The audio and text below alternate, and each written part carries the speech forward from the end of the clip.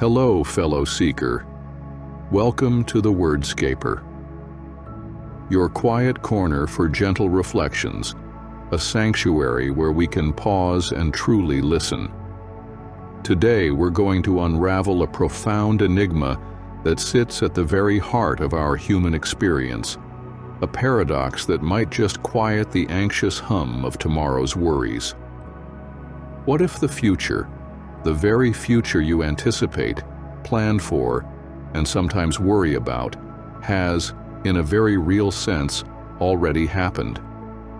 What if you are simply, beautifully, catching up? This isn't an argument for fatalism, nor a denial of free will. It is instead an invitation to a different way of perceiving time, a gentle shift in perspective that can alleviate the relentless pressure of future-oriented anxiety and deepen your presence in the now. We are conditioned to see time as a linear river, flowing from a fixed past, through a fleeting present, into an unwritten future. We stand on the banks of the present, gazing anxiously downstream, imagining the rapids, the calm stretches, the waterfalls yet to come.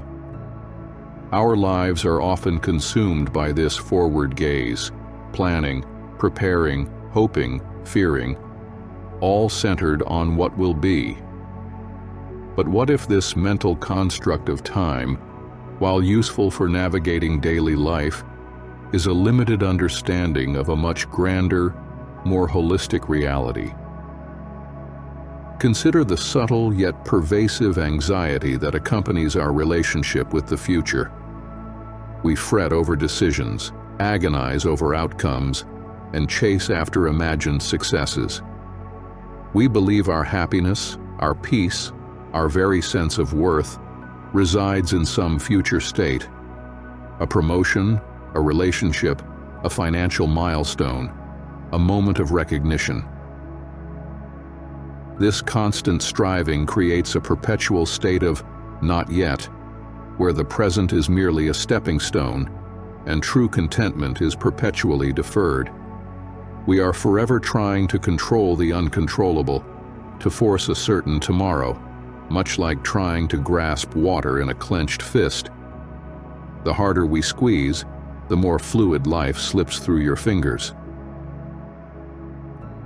But imagine just for a moment that the grand tapestry of time is already woven.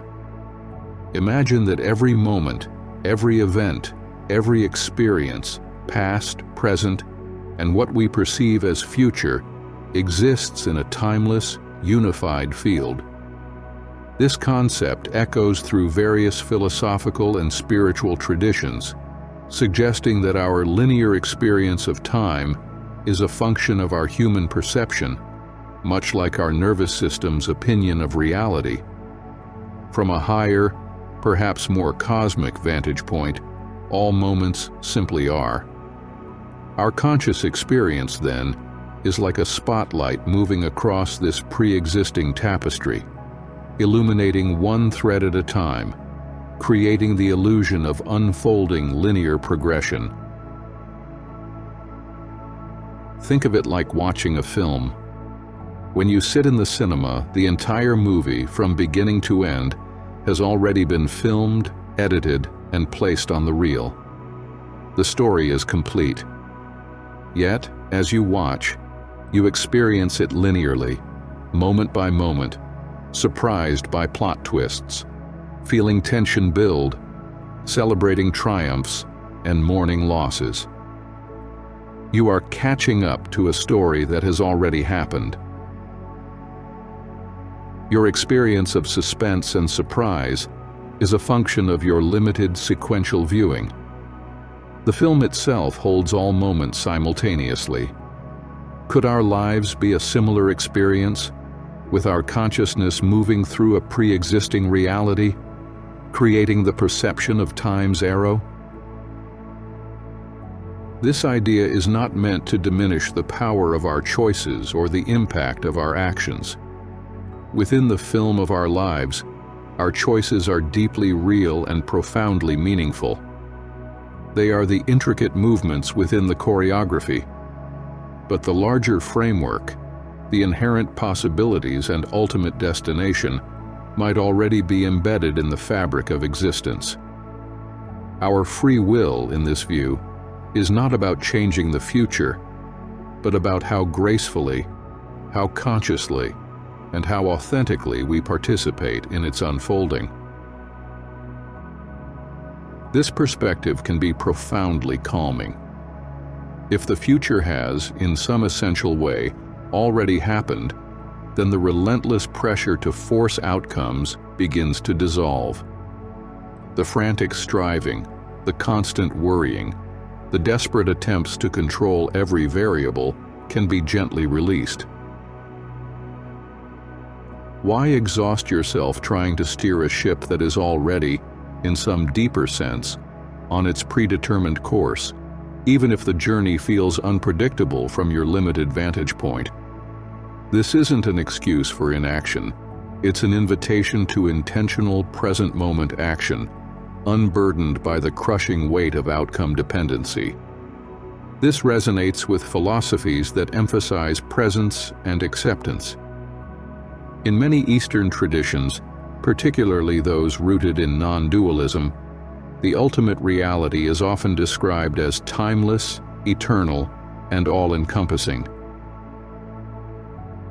The illusion of past, present, and future is seen as a construct of the mind, a necessary tool for navigating the material world, but not the ultimate truth.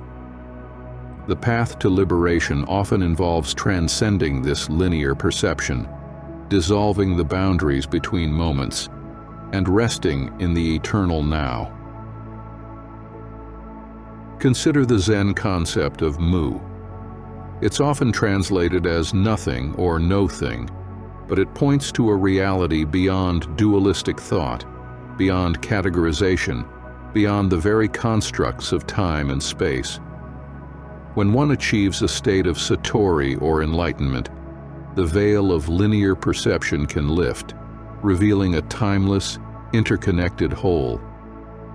In such a state, the future isn't something to be worried about, because its essence is already contained within the boundless present. This isn't to say that Zen masters don't plan their day or engage with the world.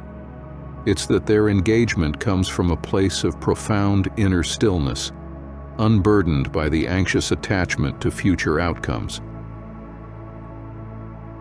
This idea of a pre-written or pre-existing future can also be approached through the lens of cause and effect, not just in a linear sense, but in a holistic, interwoven fashion. Every action, every thought, every vibration sets off ripples that extend infinitely, influencing everything. From a cosmic perspective, perhaps all these ripples have already converged and diverged, forming the complex patterns of what we call destiny or fate. Our experience is merely the localized perception of these grand, interconnected forces playing out. The acorn, in a sense, already contains the oak. The future of the oak is written within the genetic code and environmental conditions of the acorn. We simply witness its unfolding. When we consider this, our perception of mistakes can also shift. Perhaps what we label as errors or missteps were simply necessary movements in the larger choreography, essential detours that led us precisely where we needed to be. The wisdom of hindsight often confirms this. Looking back, we see how seemingly negative events were pivotal in shaping our growth, leading us to unexpected opportunities, or revealing deeper truths about ourselves. If the future has already happened, then every twist and turn was inherently part of the path, not an error to be corrected, but a movement to be experienced and learned from. This dissolves regret and fosters a profound sense of acceptance for the totality of our journey. This perspective also allows for a deeper trust in the invisible patterns of life, the unseen forces that guide us. We often speak of trusting the process or having faith. But what if this trust is easier to cultivate when we realize that the universe is not an unpredictable, chaotic mess, but a meticulously, albeit mysteriously, choreographed dance? This doesn't mean passively waiting for things to happen.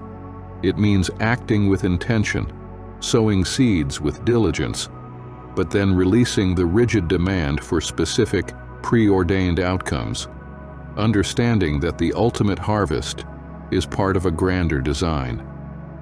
It allows for a more relaxed effort, a more joyful participation, because the burden of ultimate responsibility for outcomes is lifted. So, how do we begin to embody this understanding in our daily lives? Firstly, by cultivating deep presence. The more we anchor ourselves in the now, the less power the imagined future holds over us. Mindfulness practices, simple breathing exercises, and the conscious effort to engage fully with each moment. The taste of your food, the sound of a loved one's voice, the feeling of the ground beneath your feet, all help to dissolve the illusion of a separate future that needs to be controlled. When we are fully here, the past and future recede, and the profound completeness of the present moment reveals itself. Secondly, by practicing radical acceptance of what is. If the future has already happened, then the present moment is simply the current manifestation of that reality. Resisting it is akin to resisting the next scene in a movie you're watching. It only causes internal friction. By accepting the current circumstances, however challenging, we align ourselves with the flow of what is, reducing internal conflict and opening ourselves to responsive rather than reactive action. Thirdly, by focusing on our actions and intentions rather than rigidly attached outcomes. This echoes the teaching of karma yoga from the Bhagavad Gita, where Lord Krishna advises Arjuna to act skillfully and selflessly, without attachment to the fruits of his actions. You have a right to your prescribed duty, but you are not entitled to the fruits of action. This profound statement encapsulates the essence of letting go of control. We put in the effort, we make the best choices we can. We act from a place of integrity and purpose, and then we release the outcome to the grander unfolding. This allows us to act with immense power and dedication, yet remain internally free from the anxiety of how things must turn out. Our peace is found in the integrity of our effort, not in the certainty of the result.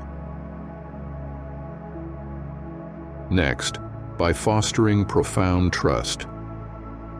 This isn't a naive optimism, but a deep spiritual trust in the intelligence of the universe, in the inherent wisdom of life's unfolding. It's a trust that even when things seem chaotic or challenging, there is a deeper pattern, a hidden order, that is always at play. This trust allows us to move through uncertainty with courage and grace, knowing that we are always in some way being held and guided, even when the path ahead is obscured. It's the trust that the dancer has in the music. This understanding also reshapes our relationship with time itself. We stop seeing time as a relentless countdown, a finite resource constantly depleting. Instead, we might begin to perceive it as an endless, ever-present now, manifesting in different forms. This can bring a deep sense of spaciousness, reducing the urgency and pressure that often drives our lives. There is less need to rush, to achieve everything now, because in a deeper sense, it is all already here. This isn't an excuse for procrastination, but an invitation to intentional pacing, to allowing life to unfold with its own natural rhythm. The liberation this perspective offers is immense. Imagine the lightness you might feel if the burden of controlling your entire future, with all its unpredictable variables, were lifted. Imagine the peace that could settle within you if you truly believed that your path, in its essence, is already known, already unfolding, and that your role is simply to participate beautifully and consciously in each moment. This doesn't make life less meaningful. It makes it infinitely more so. Every step becomes an act of presence, every challenge an invitation to adaptability, every joy a moment of deep appreciation. The future didn't happen to you. It is happening through you. You were never here to control the story, only to show up fully, move with presence, and leave behind beauty in motion. This realization is not a surrender to resignation, but a profound surrender to liberation. It's understanding that your purpose is not to wrestle life into submission, but to live it with such intention and presence that your very being becomes a beautiful, unfolding expression within the grand, pre-existing tapestry of time. Your artistry is in your responsiveness, your grace in your adaptability, your wisdom in your willingness to dance with the unknown, knowing that the music itself holds the complete score. So, fellow seeker, as you step back into the rhythm of your day, I invite you to carry this quiet understanding. Feel the unseen currents, listen to the unspoken melodies, and find your unique, beautiful dance within the grand choreography of life. Release the need to control the outcome and discover the peace that comes with simply moving in rhythm, trusting the invisible patterns, and knowing that your truest power lies in your present participation, not in your frantic command. You are not running towards a future. You are simply, beautifully, catching up to the one that already is. Thank you for joining me on this reflection here at the WordScaper. May your journey be filled with graceful steps and profound peace. Until our next quiet conversation, keep listening, keep moving, and keep beautifully catching up.